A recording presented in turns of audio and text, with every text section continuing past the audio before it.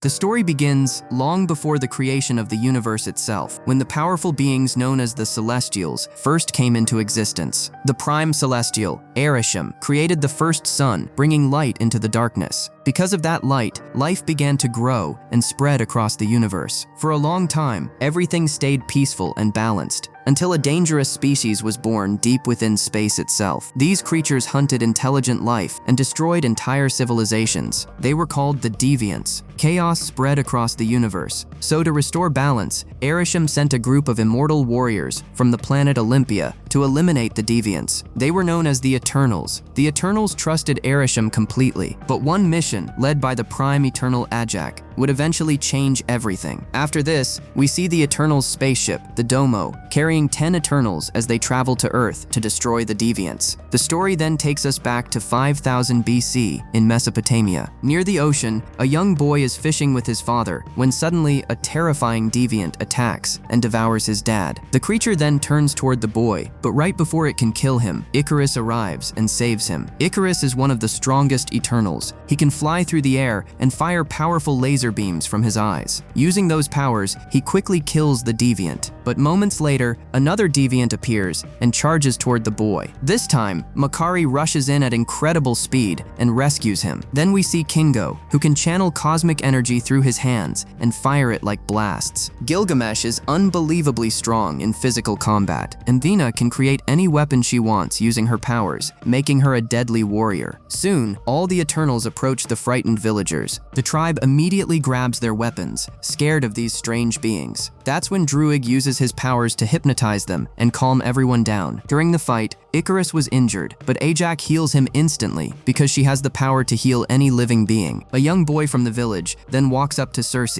Using her abilities, Circe transforms his stone knife into metal, amazing everyone around her. After this, the movie jumps to present-day London, where Circe now works as a museum scientist. Later, she visits a school to give a presentation, and this is where we meet Dane Whitman, a man who truly loves her. While Circe is talking to the students, a sudden earthquake shakes the entire classroom. She quickly tells all the children to hide under their desks. At that exact moment, part of the wall starts collapsing, and a huge stone is about to crush one of the girls. But Circe secretly touches the rock and turns it into dust before anyone notices. That night, Circe and Dane are celebrating his birthday at a bar. Meanwhile, Sprite is disguised as an adult girl while talking to a guy nearby. But when he touches her hand, glowing light slips out from her skin. Sprite immediately leaves and transforms back into her real appearance, a young-looking girl. Later, Dane asks Circe about their relationship, but Circe tells him she still isn't ready to fully be together. Dane then jokes that Sprite told him her last breakup happened over 100 years ago and that her ex-boyfriend could fly. Circe quickly covers it up by saying he was just a pilot. Afterward, they all head home together, but on the way, a deviant suddenly attacks them. Circe traps the creature in the street using her powers, but somehow it escapes. She tries leading it away from everyone else, while Sprite creates dozens of illusions of herself and Circe to confuse the monster. At first it works, but then the deviant somehow figures out the real Sprite and attacks her directly. Right then, Icarus arrives and saves Sprite. The deviant attacks Icarus next, and the impact sends both of them crashing into a bus. The bus is about to fall on Dane and Sprite, but Circe touches it and transforms the entire bus into flowers. Icarus badly injures the deviant, but then something shocking happens. The creature suddenly starts healing itself. Both Icarus and Sprite are stunned because deviants were never able to do that before. Before they can stop it, the deviant escapes into the darkness. After this, Circe finally reveals the truth to Dane. She tells him that they are Eternals, immortal beings who came to Earth 7,000 years ago to protect humanity from the deviants. They believed all the deviants were destroyed 500 years ago, but now somehow they've returned. Dane then asks an important question. If you guys are so powerful, where were you when Thanos attacked Earth, or during all the other wars? Circe explains that they were forbidden from interfering in human conflicts unless deviants were involved. Because if the Eternals protected humans from every problem, humanity would never truly evolve on its own. Dane then asks why they never left Earth after the deviants disappeared centuries ago. Circe tells him they were still waiting for orders to return home. Later, Circe talks privately with Sprite. She's deeply worried because the deviant they fought was evolving and healing itself, something that should have been impossible. That's when Icarus says they need to find the other Eternals immediately, but Circe decides they should first go meet Ajax, because she might know what's really happening. After this, the movie takes us back to 575 BC in Babylon, where the Eternals are fighting deviants and protecting innocent humans from being slaughtered. Soon, we see Ajax speaking directly with Arishem. Ajax tells him that the world he created is truly beautiful, but she fears this mission may come with a terrible cost. Arishem coldly replies, "Do not grow attached to this planet, Ajax. Your only purpose is to ensure the mission succeeds." Later, Ajax visits Phastos, who is showing her a steam engine he created. He explains that humans could use it to massively improve farming and grow food much faster, but Ajax tells him he's moving too quickly. She says humans aren't ready for technology that advanced yet, and asks him to create something simpler instead. So Phastos creates a basic plow for them instead. Meanwhile, Sprite is entertaining the people of Babylon by telling stories about the Eternals and the Deviants. At the same time, Makari arrives carrying ancient artifacts. A man suddenly tries to steal one of them, but Makari instantly catches him before he can escape. Because Makari cannot speak, Druig understands her hand signs and explains. She can feel vibrations, even the smallest movement. Nearby, two men start fighting each other. Druig calmly uses his powers to control them, forcing them to stop fighting and embrace each other instead. Later, Icarus tells Ajax that even his love for Circe could never distract him from their mission. Ajax smiles and tells him that while his faith in Arishem is strong, he still deserves happiness too. She encourages him to finally tell Circe how he truly feels. So Icarus confesses his love to Circe, and Circe admits that she loves him just as much. The story then jumps forward to 400 AD during the Gupta Empire, where Icarus and Circe finally get married. All the Eternals celebrate happily together. After this, the movie returns to the present day. Icarus, Circe, and Sprite travel to South Dakota to meet Ajax. They search through her home, but Ajax is nowhere to be found. Then outside the house, Circe discovers Ajax's dead body. All of them are devastated, but suddenly, a glowing energy sphere rises from Ajax's body and enters Circe.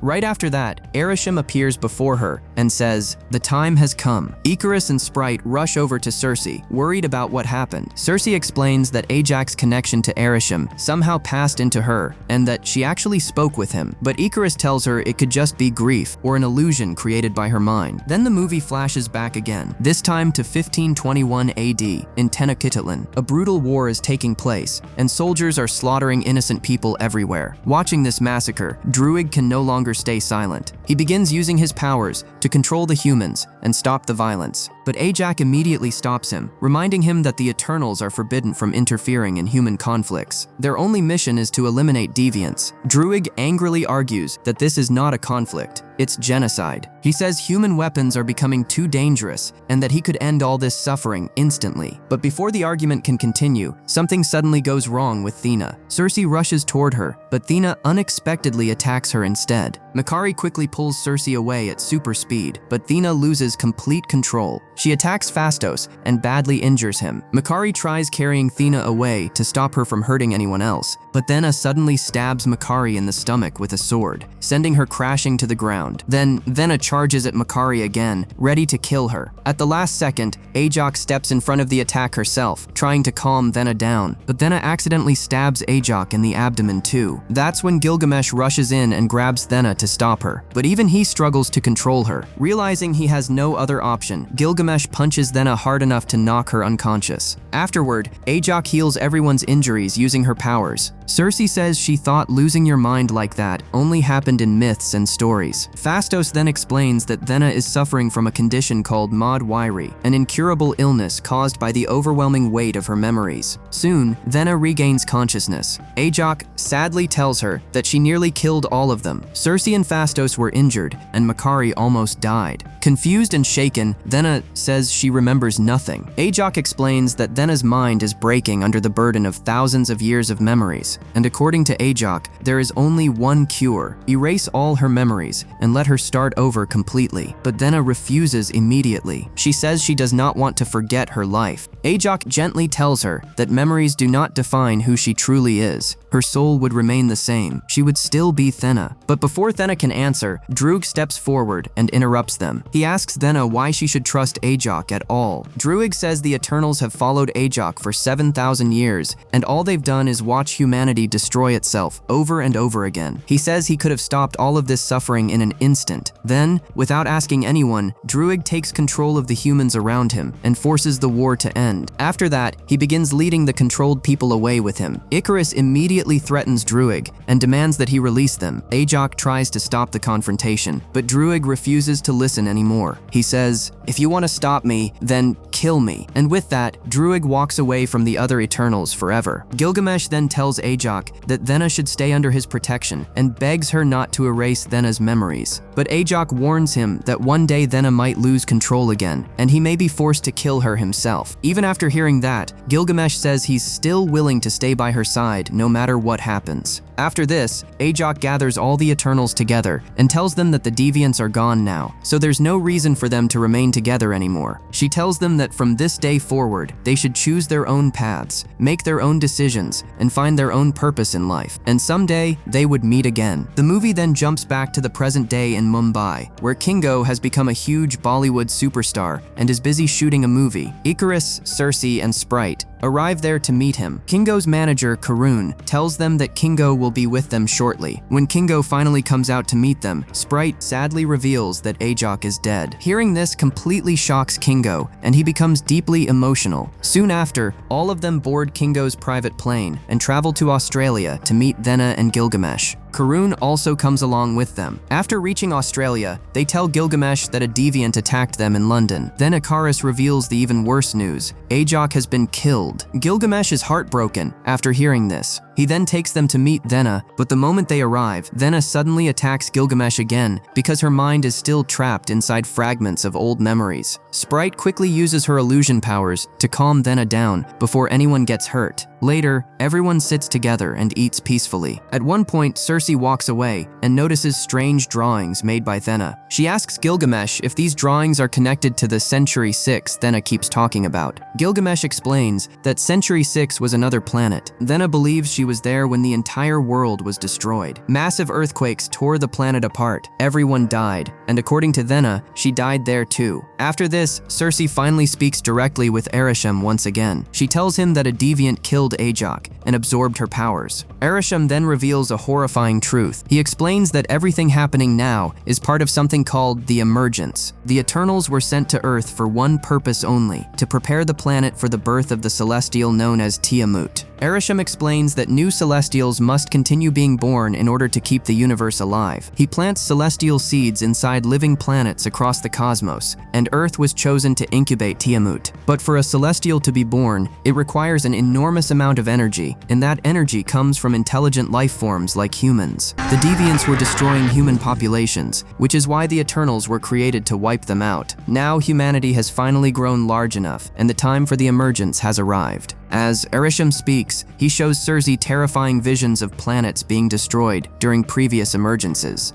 Horrified, Circe realizes that Tiamut's birth will completely destroy Earth, but Arishem calmly tells her that the end of one life is simply the beginning of another. Creation and destruction are part of the universe's natural cycle. He explains that celestials create stars, and those stars create galaxies, heat, light, and eventually new life across the universe. Without celestials, the universe would slowly fall into darkness and die forever. Circe then asks if Ajak already knew all of this. Arishem confirms that Ajak has helped countless celestials be born over billions of years, and so have all the other Eternals. Shocked, Circe says Earth was supposed to be her first mission, and that Olympia is her true home. But then Arishem reveals another devastating truth. Olympia never existed at all. Instead, Arishem created the Eternals himself inside a cosmic machine world known as the World Forge. Circe sees countless other eternal bodies being created there.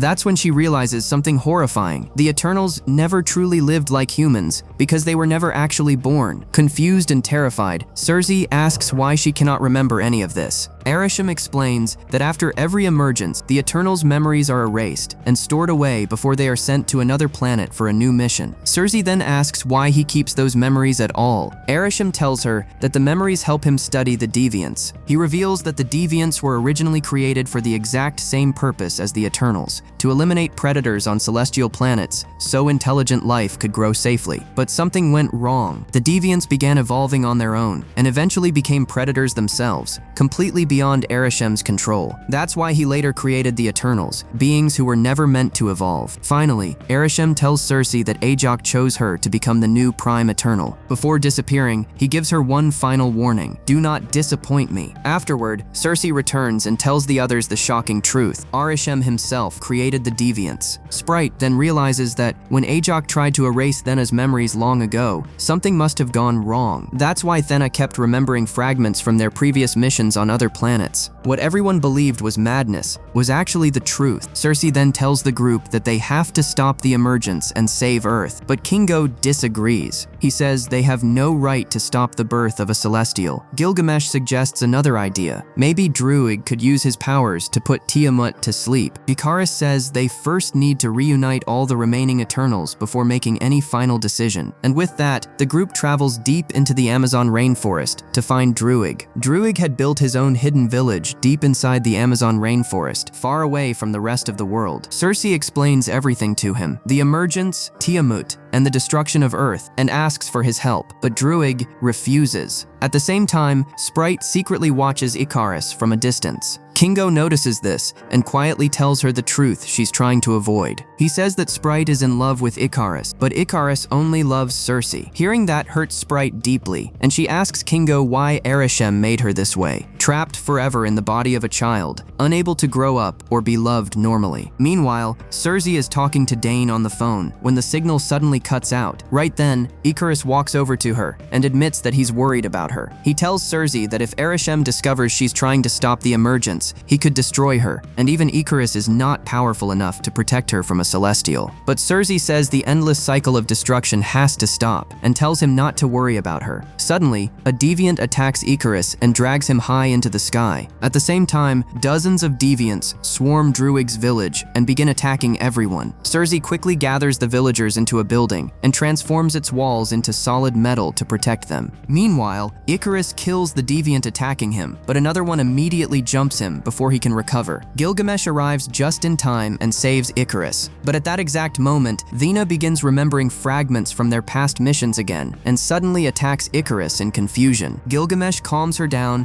and tells her to stay behind while he joins the fight against the Deviants. Then, the most powerful Deviant of all, Crow, sends the other Deviants to continue attacking Druig's village. Gilgamesh tells Ikaris to protect the people while he handles the leader himself. Ikaris fights through the village, killing Deviants and saving civilians. But during the battle, one Deviant badly injures him. When Cersei rushes in to help, the creature attacks her too. Instinctively, Cersei touches the Deviant, and something impossible happens. The creature suddenly transforms into a tree. Everyone is shocked, because Cersei was previously only able to transform non-living objects. Now she's somehow changing living beings too. Elsewhere, Gilgamesh battles Crow in a brutal fight, but Crow overpowers him, kills him, and absorbs his powers. After absorbing more energy, Crow evolves again and begins speaking like a human. He reveals that he has seen the same truth Ajak discovered: countless planets destroyed while Celestials were born from their cores. Crow says Arishem used the Deviants and abandoned them after every emergence, leaving them to die. Then he created the Eternals to wipe them out. Filled with hatred, Crow promises that the Eternals will pay for what they did to his species. Thena witnesses Gilgamesh's death, but because her mind is overwhelmed by fractured memories, she's unable to react in time. Then Ikaris arrives and attacks Crow, forcing him to retreat into the darkness. After the battle, Cersei again asks Druig to help stop the Deviants and the emergence together, but Druig says controlling a Celestial is far beyond his abilities. Cersei then realizes they need Phastos if they want any chance of succeeding. Druig warns her that Phastos lost all faith in humanity long ago. The movie then flashes back to August 1945 in Hiroshima. After the atomic bombing kills countless innocent people, Phastos is devastated. He blames himself because humanity used the technology he helped inspire to create nuclear weapons. Broken by guilt, Phastos completely loses hope in mankind. The story then returns to present-day Chicago, where Phastos now lives peacefully with his husband and son. Circe and Icarus visit him and explain everything about the emergence. At first, Phastos refuses to help, but after talking with his husband, he finally changes his mind and agrees to join them. Soon, all the Eternals travel to Iraq to retrieve their spaceship, the Domo. There, they reunite with Makkari, who has been living inside the ship this whole time. Phastos then explains his plan to everyone. He says Celestials generate enormous cosmic energy, and when Arishem created the Eternals, he filled them with that same cosmic power, which is why they are immortal. Phastos reveals special bracelets capable of linking their energies together. He explains that if deviants can absorb eternal powers, then Eternals should theoretically be able to share their powers with one another too. If all of them connect at the same time, one Eternal could temporarily wield the strength of the entire group. That combined power would create something called the Unimind, powerful enough to potentially stop the emergence itself. After hearing the plan, everyone turns toward Icarus and asks what they should do next. But Icarus reminds them that Ajax chose Circe to lead the Eternals now. The final decision belongs to her. Hearing this, Sprite quietly walks away. A few moments later, Icarus leaves too. Kingo follows him and says that no matter what happens, he will always stand beside him. But Icarus coldly tells Kingo that he is not the person everyone believes him to be. Then he walks away alone. After this, the movie flashes back to 6 days earlier in South Dakota. Ajax had already told Icarus the truth about the coming end of the world. She said they needed to tell the other Eternals so they could unite and stop the emergence together. But Icarus is confused and asks why they would stop it at all. Ajax explains that 5 years earlier, Thanos erased half the population of the universe, yet humanity never gave. And somehow, against impossible odds, they brought everyone back with just a snap. The movie then flashes back again to Alaska, where Icarus takes Ajax to a frozen glacier filled with trapped deviants. He explains that the deviants had been buried beneath the ice for centuries, but because the emergence was beginning, the glaciers started melting and freed them. After escaping, the creatures slaughtered workers at a nearby oil facility, which is how Icarus tracked them down. Then Icarus finally reveals the truth. He tells Ajax that for centuries he suspected her loyalty to Arishem was changing, and he refuses to let her betray their mission. Ajax sadly asks him, "Then why don't you just kill me yourself?" Icarus explains his plan coldly. Once the other Eternals realize something strange is happening to Earth, they will come searching for Ajax, and when they find her dead body, they'll blame the deviants instead. That way, the Eternals will stay distracted fighting deviants right up until the emergence begins. After saying this, Icarus throws Ajax directly toward the deviants. Then Crow, the deviants' leader, kills Ajax and absorbs her healing powers, allowing him to regenerate his body completely. Later, Icarus secretly returns Ajax's body to her home to hide the truth. The story then returns to the present day. Circe realizes the emergence has officially begun. Phastos immediately sends Makkari to locate the exact place where Tiamat will emerge. Using her incredible speed, Makkari quickly finds the location. At the same time, Icarus silently puts on his eternal armor. Seeing this, Circe asks him what he's doing. Icarus finally confesses everything. He says he wanted Circe to leave this world peacefully, without ever learning the truth about the emergence. Then he destroys the Unimind bracelets created by Phastos. Circe immediately tells everyone that Icarus already knew about the emergence, long before all of them did. Icarus admits that Ajax told him the truth back in Babylon centuries ago. Circe then asks a painful question. If Ajax trusted you so much, then why did she choose me instead of you? At that moment, everyone finally realizes the horrifying truth. Icarus was the one who killed Ajax. Just then, Makkari returns and starts explaining where the emergence will happen. But before she can finish, Icarus suddenly attacks her. Kingo quickly jumps in front of Makkari and saves her, giving her enough time to escape. Now the Eternals finally turn against Icarus completely. But Icarus warns them that they cannot defeat him, and if necessary, he's willing to kill every single one of them to complete the mission. As he prepares to leave, Sprite stops him and chooses to go with him instead. Confused, Makkari asks why Sprite would side with Icarus. Kingo quietly reveals the truth. Sprite loves him. A few moments later, Kingo also decides to leave. Phastos tries stopping him, but Kingo says he cannot fight his own family. And deep down, he believes Icarus may actually be right. If they stop one celestial from being born, who knows how many future worlds and civilizations they might prevent from existing. So, Kingo walks away from the battle entirely. After this, Druig says that if they're really going to fight Icarus, they need a backup plan. Phastos explains that even with all their combined powers, killing a celestial is impossible. Then Druig reminds everyone that Circe transformed a deviant into a tree during the battle in the Amazon. Hearing this gives Phastos an idea. He tells Circe that maybe she can use her evolving powers to stop Tiamat the same way. But Circe says that Deviant was already dying, and she could never transform a celestial. Phastos then explains that the energy sphere inside Circe, the connection between her and Arishem, might allow him to link all of their powers together. If they activate the Unimind, Circe may become strong enough to stop Tiamat. However, the energy sphere first needs to be removed from her body. Using his technology, Phastos extracts the sphere and creates new Unimind bracelets for everyone. Then the remaining Eternals head toward the emergence site to stop Tiamat before it's too late. As soon as they arrive, Icarus attacks them, but Thena steps in and fights him directly, giving the others time to begin the Unimind process. Circe, Druig, and Makari focus all their powers on stopping the emergence, while Thena also joins the Unimind connection during the battle. But then Icarus crashes into Druig at full speed, badly injuring him and interrupting the process. Right after that, he attacks the Domo spaceship and causes it to crash. Makari quickly rescues Phastos and Thena from the wreckage before the ship explodes. Furious over Druig being hurt, Makari attacks Icarus with everything she has because she truly loves Druig. Meanwhile, Circe asks Phastos to keep Icarus distracted while she heads toward Tiamat herself. During the chaos, Icarus badly injures Makari too. Then, suddenly, Crow appears again and attacks Icarus because he now wants to absorb the powers of every Eternal. Phastos blasts Crow into a cave and traps Icarus using advanced technology restraints. Meanwhile, Circe continues moving toward Tiamat, but before she can reach him, Sprite attacks her from behind while disguised as Ajax, badly injuring her. Right then, Druig arrives and knocks Sprite unconscious before she can hurt Circe again. At the same time, Thena enters the cave to finish Crow once and for all. Crow tries manipulating her by speaking in Gilgamesh's voice and attempts to absorb her powers too. But this time, Thena overcomes her fear and kills Crow for good. Soon, Tiamat finally begins emerging from inside the earth. Massive parts of the Celestial start rising out of the ocean, and the entire planet begins shaking apart. Circe immediately uses her powers to try stopping Tiamat before it fully awakens. At the same time, Icarus breaks free from Phastos' restraints and flies towards Circe,